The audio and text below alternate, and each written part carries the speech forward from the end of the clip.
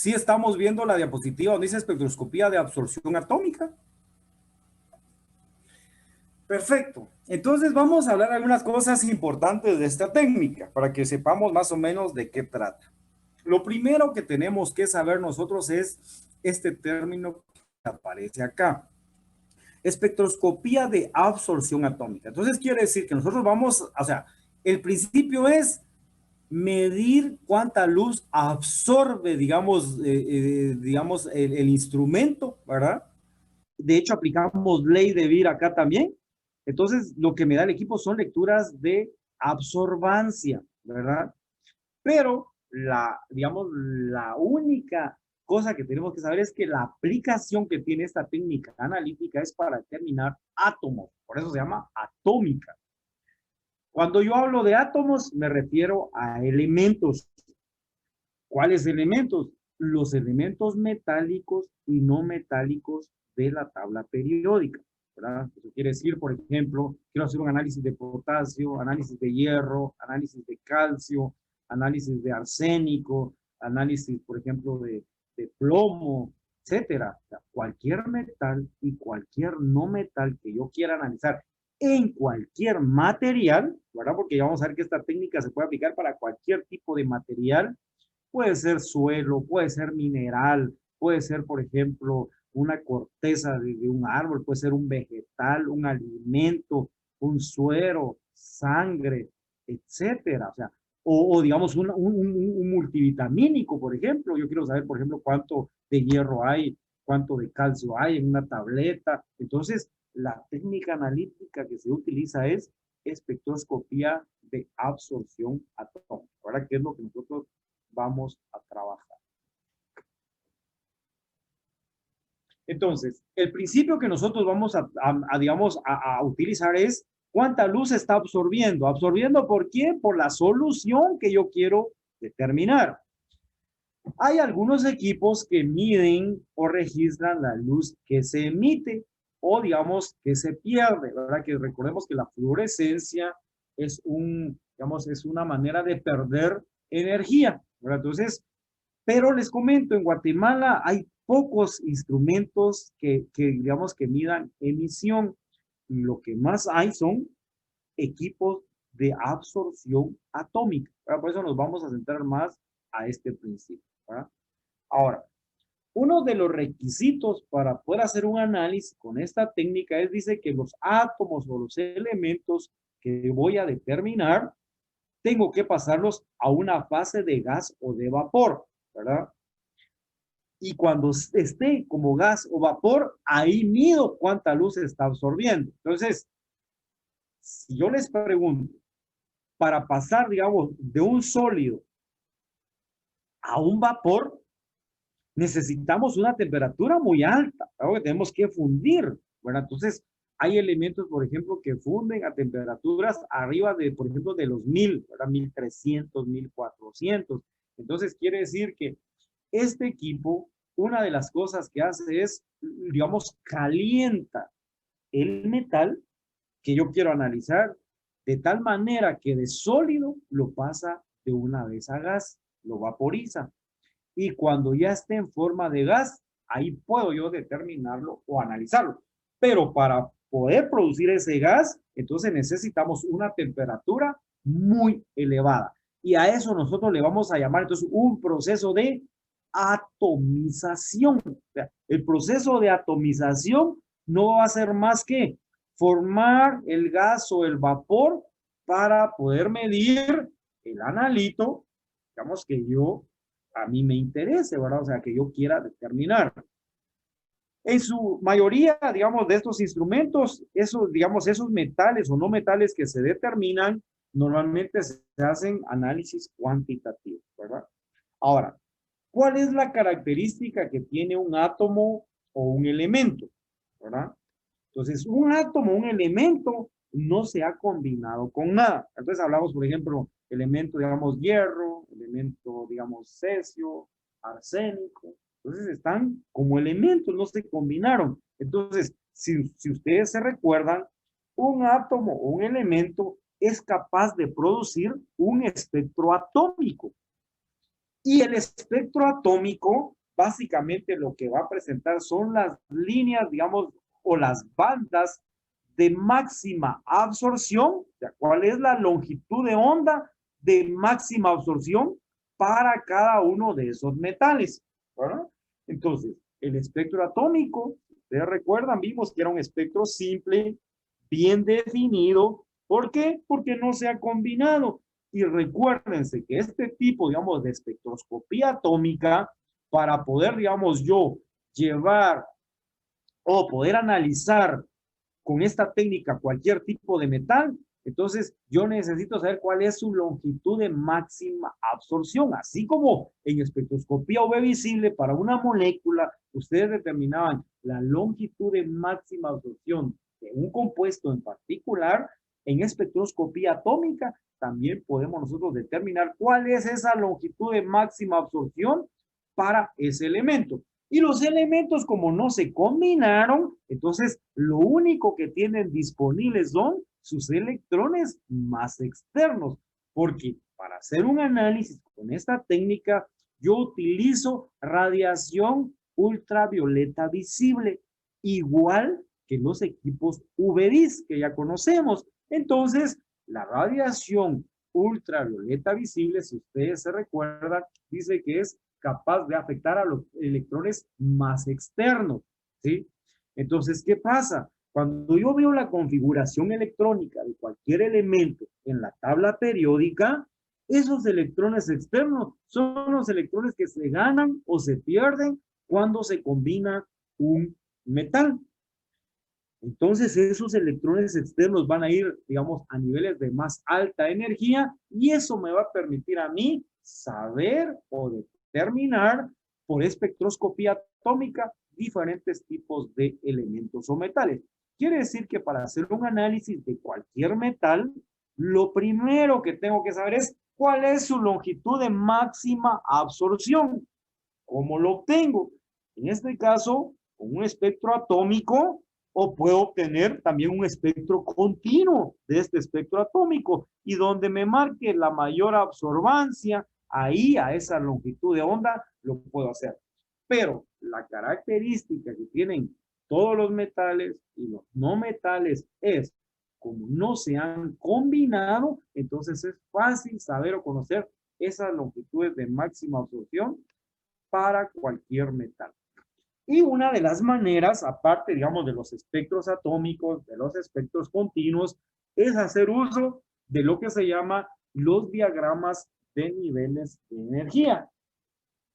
Estos diagramas de niveles de energía, básicamente lo que presentan son los saltos electrónicos que dan los electrones más externos que tenga un metal, un no metal, o sea, existen diagramas de niveles electrónicos, en este caso, este es para el sodio, este es para el potasio, y así sucesivamente. Para cada metal ya están registrados estos diagramas de niveles de energía. Pero, ¿qué es lo que me interesa ver a mí, digamos, en estos diagramas de niveles de energía? Me interesa ver lo que se llama línea de resonancia. Y la línea de resonancia no es más que el salto electrónico que da el electrón más externo o los electrones más externos en el caso del sodio. Cuando uno ve la configuración electrónica del sodio, su electrón más externo está en este subnivel 3s. Ese electrón externo, cuando yo le aplico radiación UV visible, ¿qué va a hacer? Va a saltar a este orbital más cercano, que sería el orbital 3p. Este salto electrónico que da va a mostrar dos longitudes de máxima absorción para el caso del sodio, 589 y 589.6. Quiere decir que estas son las longitudes de máxima absorción donde yo puedo analizar sodio que esté presente, digamos, por ejemplo, en un suero. Pero si alguien quiere hacer análisis para sodio, o trabaja 589 o 589.6. ¿Por qué es importante saber esta longitud, digamos, de máxima absorción para el sodio? Porque a esta longitud de onda preparo mi curva de calibración, a esta longitud de onda leo mi muestra desconocida y aplicando ley de Beer encuentro la concentración de mi muestra desconocida. Entonces, en muchos de los instrumentos lo que hace es de que se busca un estándar de sodio, se preparan diferentes diluciones, se hace la curva, digamos, de calibración a partir de un estándar de sodio, y una vez tenga yo la curva, ahí puedo analizar cualquier muestra de sodio que yo quiera hacer. Lo mismo puedo hacer para cualquier otro metal. Entonces, por ejemplo, acá vean el caso del potasio. El potasio dice que tiene su electrón más externo o su electrón diferencial en el subnivel 4s. Quiere decir que el electrón o los electrones que están en el nivel 4s, cuando le aplico radiación UV visible, saltan a un nivel 4p, que es el nivel más cercano que esté, que es un nivel, digamos, de más alta energía. Pero en este salto que da, me muestra las líneas de resonancia y dice, el potasio presenta dos longitudes de máxima absorción en este salto de los electrones 4s al 4p, que es 766.5 y 769.7. Entonces, a cualquiera de estas dos longitudes de onda, yo puedo hacer análisis para el potasio con toda seguridad, ¿verdad? O lo hago acá o lo hago acá. Es válido porque estas son sus longitudes de máxima absorción. Entonces, ¿cómo puedo saber esa longitud de máxima absorción para un metal y no metal? Número uno sería, si ustedes quieren, con estos diagramas de niveles de energía. Entonces, viendo las primeras líneas de resonancia, estos saltos electrónicos que dan los electrones más externos de cada átomo o elemento. Segundo, sería obteniendo su espectro atómico, que fue lo que vimos anteriormente. En el espectro atómico yo puedo ver en dónde está esa, digamos, longitud de máxima absorción. Y aquí, si ustedes ven, se graficó absorbancia, que sería, digamos, en este eje, versus longitud de onda. Entonces yo, esta longitud presenta la máxima absorción, podrían analizarlo acá, podrían analizarlo acá. Y la otra sería obteniendo el espectro continuo de cada elemento. Ahora serían, digamos, las tres maneras o las tres formas de cómo saber longitud de máxima absorción para cualquier tipo de elemento, metálico o no metálico. Entonces, nosotros vamos a utilizar entonces la espectroscopía de absorción atómica, ¿verdad? Que me va a permitir cuantificar los elementos de la tabla periódica, metales y no metales. Se fundamentan las propiedades de los átomos de absorber energía a una longitud de onda específica. ¿Cuál longitud de onda específica? La longitud de onda específica donde el metal presenta la longitud de máxima absorción. Y el principio es este, ¿verdad? Yo tengo aquí, digamos, electrones en su estado de más baja energía. Cuando le aplico radiación UV visible, él salta para acá. Hasta dónde salte o hasta dónde llegue no me va a interesar, porque yo lo que necesito saber es cuánta luz absorbe, ¿verdad? Cuando es el principio de emisión de luz, ahí sí debo saber hasta dónde llegó, porque recuérdense que cuando se está perdiendo la energía, entonces se va midiendo con los equipos de emisión o fluorescencia atómica. Pero como no es lo que vamos a ver, si nosotros vamos a trabajar espectroscopía de absorción atómica, entonces yo necesito ver cuánta luz está absorbiendo los electrones del nivel más externo de ese metal, y según esa luz que absorba, así se va a relacionar con su concentración. Entonces, esta es una, digamos, de las maneras de cómo funcionan los equipos. Entonces, la muestra dice que va a ser succionada. Uno de los requisitos para poder hacer análisis en la mayoría de estos instrumentos es que la muestra tiene que estar en solución. Entonces, eso es una ventaja y una desventaja. ¿Por qué? Si yo tengo, por ejemplo, una muestra de agua, una muestra de suero, si ya está en solución, ya es más fácil. Solo tengo que medir una cantidad exacta de ese líquido y en base a eso entonces reportar mi resultado. Lo complicado es cuando una muestra, por ejemplo, es sólida. ¿Qué pasa, por ejemplo, si la muestra es un mineral? Si la muestra es un mineral, hay que digerir la muestra. Esos procesos de digestión a veces requieren mucho tiempo. ¿Cómo se digieren las muestras? Digamos, ya sea un suelo, un mineral, un vegetal, una corteza, una madera, o sea, cualquier material que no sea sólido. Lo que se hace es hacer una digestión vía ácida, ¿verdad? Entonces, lo que comúnmente se hace es que se agrega agua regia, una mezcla de ácido clorhídrico y ácido nítrico, ¿verdad? Los ácidos destruyen toda la materia orgánica de tal manera que lo que yo necesito es que el metal quede suelto o quede solo en solución. Y lo que comúnmente se hace a nivel de laboratorio, entonces, es utilizar un horno de microondas, ¿verdad?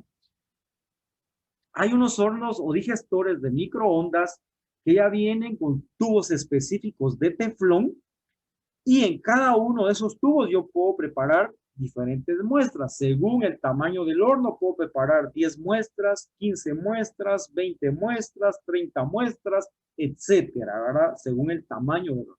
Entonces, eso ya me hace más fácil el trabajo porque puedo digerir muchísimas muestras simultáneamente. Ahora, si esa muestra es sólida, el digerirla requiere que la cristalería esté totalmente limpia.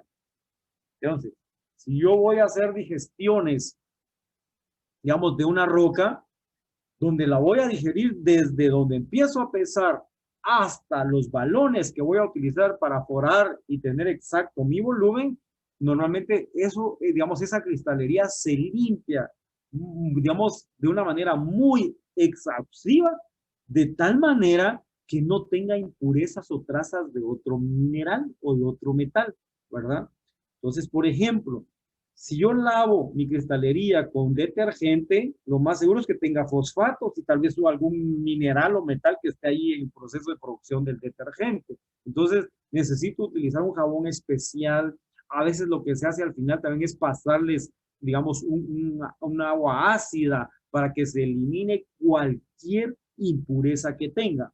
Porque vamos a ver que muchos de estos instrumentos son capaces de detectar partes por millón, partes por trillón, y eso es trazas de algo, ¿verdad? Entonces, hay equipos que son muy sensibles digamos, a cualquier metal o no metal, pero para eso necesito que toda mi cristalería esté muy limpia. Entonces, desde la preparación de la muestra hasta mi lectura, tengo que tener una limpieza, digamos, desde el inicio hasta el final, ¿verdad? Porque de nada me sirve hacer una buena digestión si de repente la cristalería donde aforo al final estaba sucia, puede hacer que contamine mi muestra. Entonces, ese es uno, digamos, de los cuidados. Y a veces, si no tengo horno de microondas, hacer las digestiones vía húmeda me pueden llevar por lo menos un mediodía digerir unas 3, 4 muestras, ¿verdad? Y si no tengo práctica, imagínense que alguien, mire, necesita hacer digestión de 100 rocas, 100 minerales. Solo ahí, si no sabemos hacer la digestión, nos podemos tardar hasta unos 20 días preparando nuestras muestras. Entonces, si está ya en solución, esta es una técnica muy rápida, muy sensible y que puedo analizar, digamos, cualquier tipo de muestra. Ok. Cuando la muestra se va a vaporizar, esa muestra normalmente dice que pasa, digamos, acá por lo que sería una cámara de vaporización, ¿verdad? Que sería todo esto que ustedes ven, que realmente lo que se hace es que se hace una mezcla, ¿verdad? Entonces, lo que yo hago es que el instrumento tiene un tubo capilar, ¿verdad? Como que fuera una manguerita plástica bien delgadita. Eso lo coloco yo donde está la muestra que quiero cuantificar. Automáticamente cuando el equipo está encendido y yo coloco esto en mi muestra, se viene o la succiona y la lleva a esta cámara de vaporización. En esta cámara de vaporización dice que lo que se forma digamos, es una niebla, o sea, una nebulización. ¿Eso qué es? No es más que del líquido que yo tengo acá, formar cierto spray o ciertas, digamos, gotitas de esta solución, pero aquí hay un tamiz molecular. Este tamiz lo que hace es que filtra las gotas del mismo tamaño. ¿Y qué pasa si una gota es más grande y una gota es más pequeña? La gota más pequeña se va a mover más rápido y va a llegar más, digamos, de primero aquí en la flama. Mientras que la gota más grande se va a tardar más en moverse, en todo esto, y va a tardar en... Entonces, yo necesito que la muestra completa simultáneamente llegue aquí a la cámara, digamos, a la llama o la flama donde la voy a vaporizar. Entonces, por eso los equipos tienen este tamiz. ¿Para qué? Para que aquellas gotas que sean muy grandes, mejor las descarta, ¿sí? Aquí las descartan. Y solo aquellas gotas que tengan un tamaño, digamos, homogéneo, son las que logran atravesar. Y aquí lo que voy a tener es una mezcla entonces de combustible y de oxidante para producir la llama o la flama. Y esta mezcla, que son gases acá, se van a encargar como de mover o llevar estas gotitas vaporizadas hacia la atomización. Ahora entonces dice, las gotas deben tener un diámetro inferior, por ejemplo, a 10 micrómetros. Esas son gotas muy finas, ¿verdad? Por eso lo logramos con este tamiz molecular, que ese ya lo traen los equipos, digamos, ya por default dentro de sus componentes de equipo. Pero normalmente lo que se hace, digamos, en el proceso de atomización es tener como una secuencia, digamos, lógica de cuál es ese proceso de atomización. Cómo, digamos, un sólido o una solución va pasando por diferentes pasos hasta llegar, digamos, a medir acá luz absorbida para saber cuánto había presente. Entonces dice, lo primero es muestras en solución. Ahora, si no está en solución, digestiones ácidas es, digamos, lo recomendable. Pero trabajar con ácidos es bien complicado, ¿verdad? Por sus vapores, por su toxicidad. Recuerden, un ácido, pues hay que tener mucho cuidado para manejarlo. Entonces, ese sería el cuidado si no está en solución. Si está en solución, pues normalmente a veces viene el metal combinado, ¿verdad? Por ejemplo, un cloruro de sodio, digamos, y yo quiero analizar solo el sodio. Por ejemplo, un nitrato de potasio. El nitrato no me interesa el potasio, que es el metal que yo quiero analizar. Pero a veces viene como sal. Entonces se forma aquí, digamos, en el proceso de nebulización, un spray, ¿sí? Después necesito eliminar lo que yo utilicé acá para formar mi solución. Normalmente es agua lo que se utiliza acá. Entonces dice, es la desolvatación, o sea, eliminar el agua que esté presente de tal manera que solo me deje, digamos, el metal que quiero determinar. Y ese metal lo necesito calentar para que forme, digamos, un gas, ¿verdad? Entonces, a veces, como les decía, viene combinado ese metal. A mí me interesa solo el átomo o el elemento. Entonces, en la atomización se da esta separación. Y cuando ya tengo el átomo en solución, entonces la radiación UV visible de mi instrumento pasa digamos, en la cubeta o el recipiente donde esté la muestra y ahí me determina o me da el valor de luz absorbida. Si yo llego a este otro paso acá, pues ya estaría, digamos, en los procesos de emisión, que como les digo, eso no me interesa. Nosotros utilizamos equipos donde lo que medimos es luz absorbida. ¿Sí? Estos ya son, digamos, los detalles de proceso, que es la desolvatación, que es la volatilización. Ahí les expliqué más o menos, aquí ya están al detalle. Ahora, ¿cómo puedo yo lograr que se forme, digamos, ese gas o ese vapor de la muestra que quiero analizar? Una de las formas o las maneras es utilizar un atomizador de flama. ¿Por qué se le llama atomizador de flama? Porque lo que se logra acá es una llama, era como que fuera un mechero. ¿Se recuerdan cuando trabajábamos ahí en química general con los mecheros? Había un oxidante y un combustible, ¿verdad? E incluso esa mezcla oxidante-combustible tenía que estar bien graduada, porque si había más uno de otro, pues a veces hasta tronaba eso y se apagaba, ¿verdad? Entonces, esta mezcla oxidante-combustible, pues debo de saber en qué, digamos, porcentaje de flujo, o sea, cuál es el caudal de cada uno para poder tener, digamos, una buena flama, ¿verdad? Por eso, digamos, uno ya lo va lo debe saber, digamos, a qué velocidad de flujo se mueve este, a qué velocidad de flujo se mueve este. ¿Para qué? Para que la mezcla acá sea una mezcla homogénea y para que la muestra llegue acá sin ningún problema. Entonces, utilizar una flama es, digamos, lo primero que empezaron a utilizar los equipos, ¿verdad? ¿Y cómo se logra mover o aspirar la muestra hacia el equipo? Dice que es por efecto Venturi, ¿verdad? Que es como succionar la muestra hacia adentro, digamos, de la cámara de vaporización para llegar a la atomización, que aquí es donde está la temperatura más caliente, ¿verdad? Porque yo necesito temperaturas altas para que se dé eso.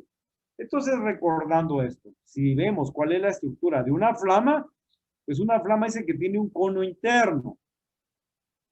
Este cono interno, básicamente, podríamos decir que tiene cierto color, es, digamos, una zona que no es tan caliente, pero la atomización se realiza en esta región o zona interconal, ¿verdad? Que es la región más caliente que está en una flama o en un mechero. Este cono externo es el que está, digamos, en contacto con el ambiente, por lo tanto, este va a tener la temperatura más baja comparado, digamos, con esta. Entonces, temperatura más alta, zona interconal, que es básicamente donde se produce la atomización, ¿verdad? Que es la zona de mayor temperatura. Y la pregunta sería, ¿qué tipo de combustible o qué tipo de oxidante puedo utilizar? Entonces, la respuesta es, depende de qué temperatura yo quiera, ¿verdad?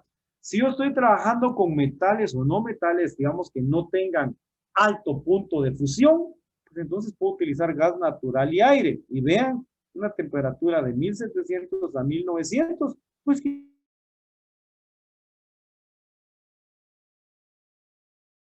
oxígeno, ya aumentamos la temperatura, 2700 a 2800, puede ser en lugar de gas natural el hidrógeno con aire o hidrógeno con hidrógeno, y según esa mezcla combustible oxidante, así es la temperatura que yo obtengo. Entonces, ¿qué es lo importante de saber acá? Que según esta mezcla hay temperatura más baja, que sería gas natural aire. Si yo utilizo, por ejemplo, quiero hacer determinación de metales y no metales con alto punto de ebullición, entonces quizás lo que necesito son temperaturas muy elevadas. Y eso lo puedo lograr con la mezcla acetileno-oxígeno. Entonces puedo lograr temperaturas arriba de los 3000, temperaturas más altas que se puedan obtener. Los equipos o la mayoría de instrumentos a nivel, digamos, de empresas, a nivel industrial, utilizan acetileno aire. Por el acetileno, porque no es muy costoso, igual que el aire, y vean la temperatura, arriba de 2000, suficiente para atomizar cualquier tipo de muestra. Entonces, con esa temperatura no hay ningún problema. Entonces, yo primero tengo que saber, según mi fabricante de equipo, él me va a decir, mira, oxidante, utilice este como combustible. Esas recomendaciones también vienen por el fabricante de equipo, ¿verdad? Porque ellos prepararon su instrumento para ciertas temperaturas máximas de trabajo, ¿verdad? Entonces, si van a trabajar con un equipo de absorción atómica, pues saber, por ejemplo, cuáles son las temperaturas más altas o cuál es la mezcla de combustible oxidante más utilizada, ¿verdad? Entonces, normalmente vamos a utilizar la más económica, ¿verdad? Porque ya vamos a ver que hay algunos combustibles o oxidantes que son muy caros, entonces evitar costos, porque recuérdense que normalmente no solo hay un laboratorio que hace esto, hay muchísimos laboratorios y se nos puede elevar el costo, ¿verdad?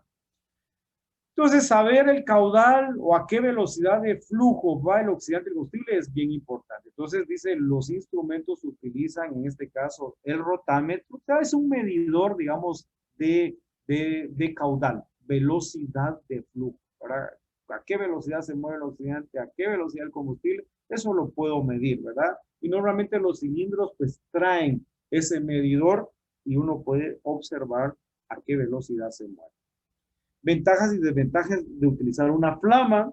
Dice que hay reproducibilidad de la muestra. Una desventaja es la pobre eficiencia de la atomización. Y eso se puede dar por dos razones. Primero es, la mayoría del aerosol que se produce durante la nebulización son gotas muy grandes. Entonces, si son gotas muy grandes, lo más seguro es que se descarten y ya no vayan a donde está la flama. Entonces, ahí como que se pierde mucha muestra, ¿verdad?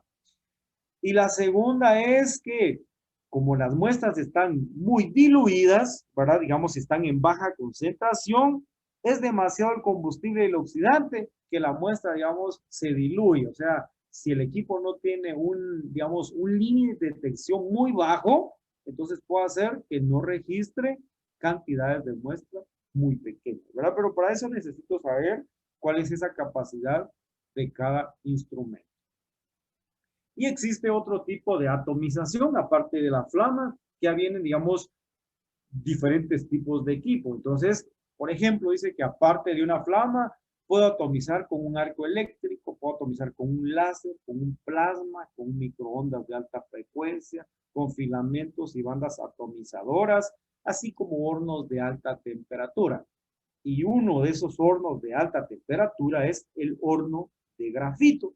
Entonces, ya no utilizo una flama, sino utilizo una atomización electrotérmica. Es una de las más utilizadas, ya vamos a ver por qué. Primero dice que se aplica una fuente de calentamiento por medio de una resistencia eléctrica, ¿verdad? Y básicamente acá el principio fue utilizar la cubeta Lebov, que esta cubeta básicamente es una cubeta que puede soportar temperaturas muy altas. Entonces, ese fue el principio.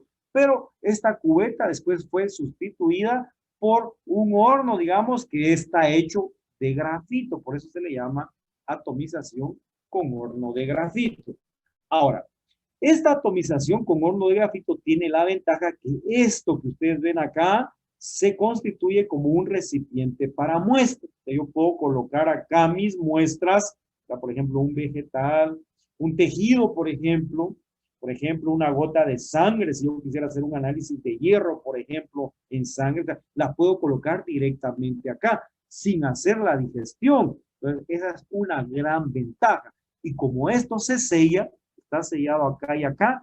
Entonces, cuando esto calienta, me garantiza que todo el mineral que estaba acá va a ser, digamos, determinado o cuantificado con una alta eficiencia. ¿Verdad? Entonces, esa, digamos, es una gran ventaja. Entonces, vean, tienen un diámetro, dice, de 1 centímetro acá de grosor y tiene un largo de 5 centímetros. Entonces, podríamos decir que es una cubeta de 5 centímetros de largo, ¿verdad?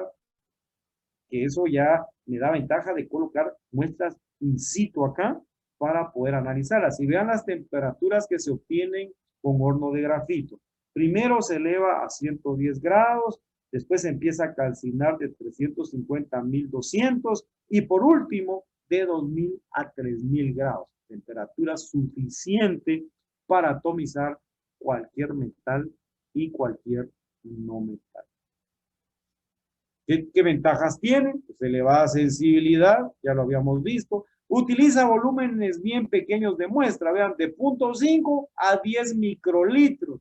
Ya, una gotita de muestra suficiente para ser analizada. Se pueden colocar aquí muestras, incluso, digamos, casi que, por ejemplo, si fuera un vegetal, se puede colocar acá pulverizado, o sea, bien pulverizado. Si fuera un suelo, bien pulverizado. Entonces, eso ya me evita lo que les decía, la digestión. Entonces, se hacen análisis de muestras in situ, ¿verdad? Entonces, se puede destruir la materia orgánica de una vez sin previa digestión. Esa es una gran ventaja. Desventajas, hay algunas interferencias, por ejemplo, las señales de fondo, ¿verdad? Que a veces cuando uno está haciendo, digamos, un análisis, ese horno de grafito no fue bien limpio, entonces quedan ciertos residuos o vapores que podrían dar ciertas señales acá, ¿verdad? Entonces hay que hacer muy buen ajuste o calibración del equipo, ¿sí? Y una muy buena limpieza. Ahora, para poder limpiar este horno de grafito y evitar estos problemas, se utiliza gas argón. Entonces se hace pasar gas argón, digamos, adentro de ese tubo de grafito, pero la gran desventaja es que el gas argón es demasiado caro. Entonces eso hace que este tipo de instrumento, los análisis, se eleven un poco los costos, ¿verdad? Vean otro tipo, digamos, de atomización. Esto ya es una atomización mucho más, digamos, moderna, ¿verdad? Que es un horno de plasma de acoplamiento inductivo, que comúnmente se le llama ICP. ¿verdad? Entonces, cuando uno escuche qué tipo de atomización hace su equipo, ICP, esto es de lo mejor que hay para hacer análisis de metales y no metales, ¿verdad? Digamos, son como los instrumentos plus. ¿Por qué? Porque puedo detectar partes por millón, incluso algunas partes por trillón. Eso es trazas de traza, ¿verdad? Esa es una gran ventaja que tienen estos instrumentos. Aparte, digamos que son, digamos, de más alta eficiencia, los resultados los dan más rápidos. Entonces, eso hace que estos equipos, en primer lugar, sean más caros, ¿verdad? En Guatemala hay pocos, no hay muchos a nivel de industria, ¿verdad? Lo que más hay son la atomización con flama. Le sigue equipos con horno de grafito, y estos serían, digamos, como lo último que hay, ¿verdad? Los equipos son bien caros. Existe también lo que se llama un generador de hidruros. Y eso básicamente, ¿por qué? Hay algunos metales o no metales que a la hora de calentarse se descomponen, o sea, no se atomizan, sino se pierden. Entonces, lo que se hace, por ejemplo, análisis de mercurio. Ahora, si yo quiero analizar mercurio con horno de grafito, mercurio, digamos, con una flama, lo más seguro es que cuando yo esté introduciendo mi muestra, el se desaparezca, se vaporice y ya no la vea. Entonces, se forman, digamos, un elemento o un complejo, ¿verdad? En este caso dice con cloruro de estaño, para que ese mercurio, digamos, no se libere tan fácil. Y al momento de volatilizarlo, entonces quede libre y ahí se puede analizar sin ningún problema. Vean los límites de detección con cada una de estas formas de atomización. Con flama, llegamos más o menos acá. Con generador de hidruros, ya vamos por acá. Esos son microgramos litro, ¿verdad? Límite de detección. Y el ICP, que llegamos a 0.001, ¿verdad? En microgramos litro, que sería partes por billón, ¿verdad? Entonces, esa, digamos, sería la técnica, digamos, más sensible para detectar trazas de cualquier metal o no metal. Y si lo ven con una flama, pues llegamos a límite de detección, pues un poco bajos, pero no tanto como estas otras técnicas analíticas que sí existen en el mercado. ¿Qué tipos de interferencias normalmente están presentes? Hay interferencias físicas, ¿verdad? Por ejemplo, algunas sales, ácidos, eso especialmente cuando la muestra es sólida, es líquida, o sea, no está en solución. Cambios en las propiedades físicas, por ejemplo, si cambia la viscosidad, cambia la densidad, la tensión superior, pues eso nos puede afectar en el proceso de nebulización, ¿verdad? Entonces, normalmente se eliminan cuando las propiedades físicas y la matriz sean la misma, o sea, cuando nosotros pasamos, digamos, por cierta digestión, ya sea vía húmeda o vía horno o microondas, con eso, pues hacemos nosotros, eliminamos todas esas partes de interferencias que se podrían dar. Las interferencias químicas normalmente se forman cuando se puede formar, digamos, algún otro complejo o otro compuesto. Entonces yo tengo, por ejemplo, quiero analizar calcio, pero digamos se forma un óxido de calcio o un silicato de óxido de calcio. O sea, esto que ya se forma es difícil de atomizar. Entonces a eso se le llama una interferencia química.